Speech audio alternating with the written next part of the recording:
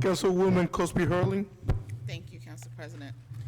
I actually have my report this month from the construction code, so I'll start by reading the totals of the permits and certificates was $84,440 collected. The total penalties was $3,000. Total zoning violations collected were $1,050.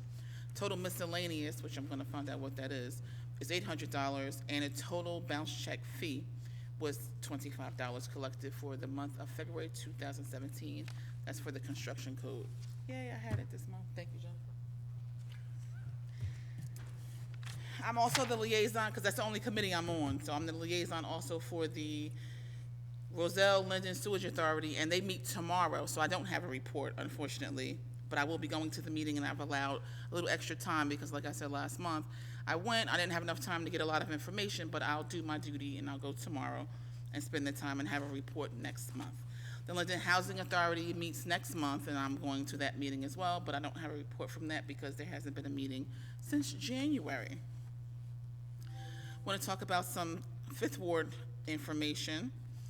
The cardboard dogs have been received for placement in IOZ Park, the replacement, I should say, in IOZ Park. We know that we have the Canadian geese issue, and the dogs were vandalized, they were worn and tattered by the weather. So they're in, they just haven't been placed because of the snow.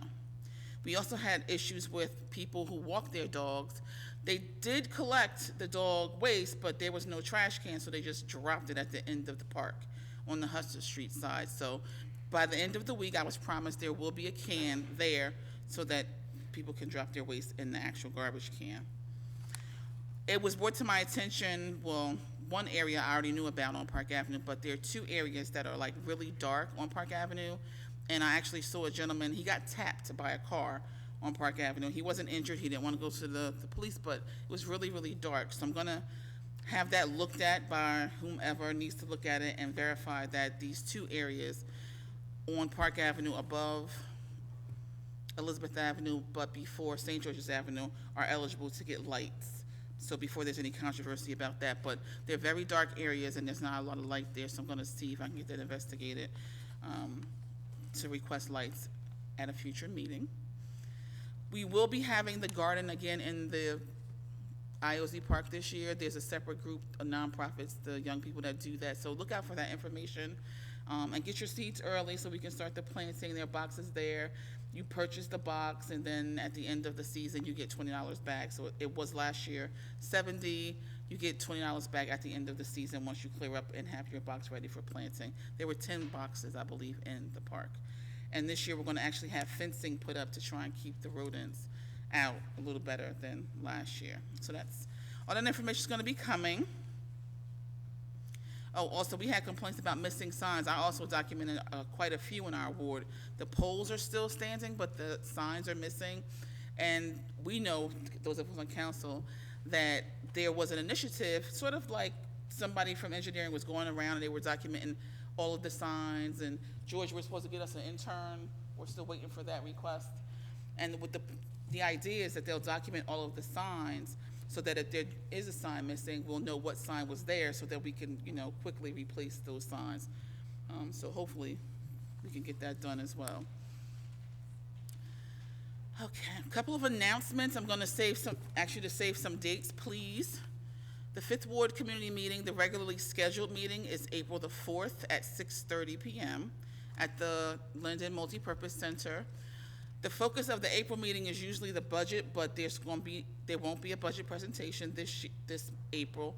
We're going to have actually a member of the police department come, and we would like to reactivate our block watch. So for the residents that live in the 4th District, which is Cranford Avenue to East Baltimore, I'm urging you to come out and join us so that we can get together with our other neighbors and get our phone chains going, get back to where we were. We have lots of new neighbors, and with the incident that we had in Middlesex Street, we want to make sure that we're protecting one another the best that we can. So it's an initiative.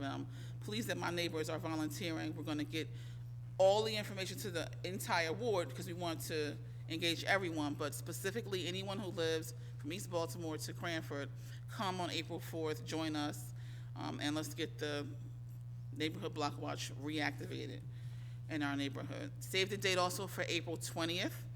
This is a fundraiser taking place at the Linden Lanes, and it's for the American Cancer Society. It's a bowling fundraiser. It's at 2 o'clock in the afternoon. And if you want to get a ticket, it's $20 per person, and all of the proceeds go to the American Cancer Society team Remarkables, and it's for our neighbor Rose. If you want to get a ticket, it's 908-451-9110 for Team Remarkables, April 20th. April 27th, we're having a paint party, and it's also a fundraiser for the Fifth Ward Friends of Life, American Cancer Society team. We're painting, it's called a Sunset Home. It's a beautiful picture. I hope I get it. When I go, it just looks like something. But please consider purchasing a ticket. They're $45. You get to paint, you get pasta, and you get to sip if you choose to. And all of the proceeds from the tickets go to the American Cancer Society as well. Tickets can be purchased through Eventbrite. If you don't want to pay the fee, contact me directly, and we can do a check so that you don't pay the $3.48. Save the date again, April 29th. That's going to be the Linden High School annual Tricky Tray. Awesome event every single year. I'm going to actually donate an awesome, I'm pretending like it's going to be awesome, a basket of fishing supplies, because I'm excited that the Board of Education has actually got 2 advisors that are going to be working with the Hooked on Fishing, Not on Drugs Club, so that way I can transition out as the leader, and we can have the educators lead the program and hopefully get more children involved than we had last year. We had 13 dedicated children. So that's April 29th.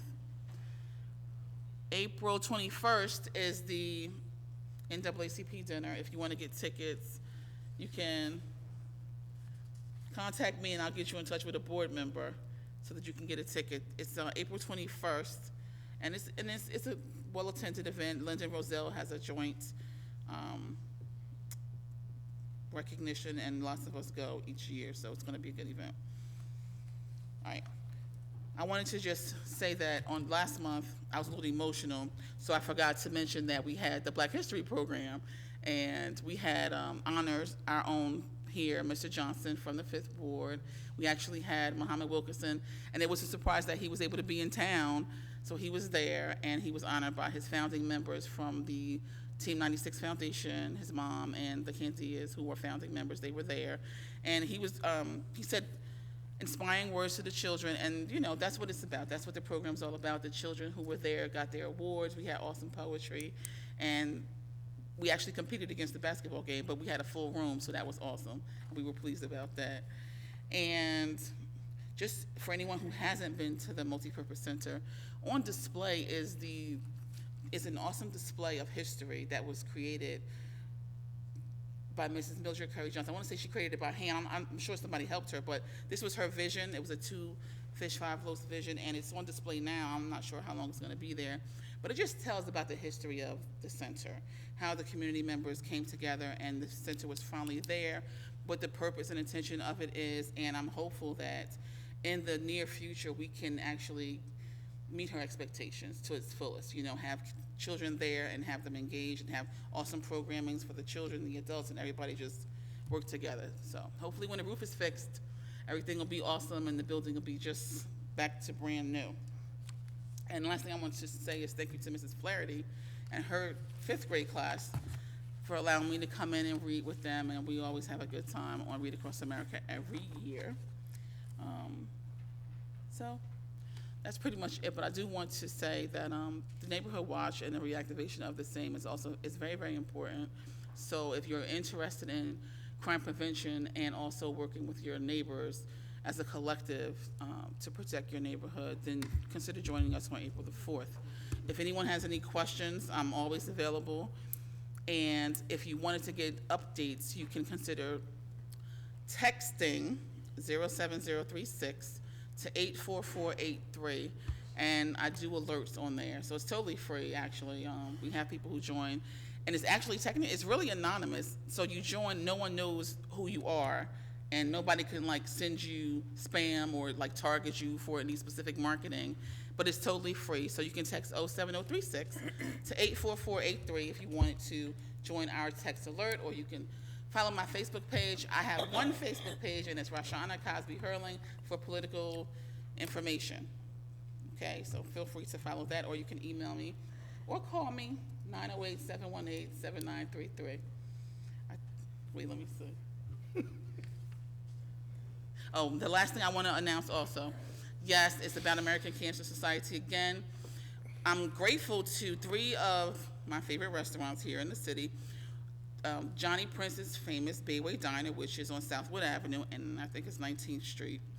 You can go there and you can purchase a star, a sun moon for $1, and we'll donate that to the American Cancer Society. They'll display your name. But what happens with those is after we do all of the collections, at the Relay for Life on June the 10th, all of the supporters will be hanging on our tent, so people can see all of the support that we've gotten from Linden. You can also purchase them at Maison Tropical on Elizabeth Avenue, or you can purchase them from Little Italy Pizzeria for $1. And they'll hang them in their establishment so you can display your support, and then we'll collect them all and hang them all at our tent. And that concludes my report. Thank you, Councilwoman.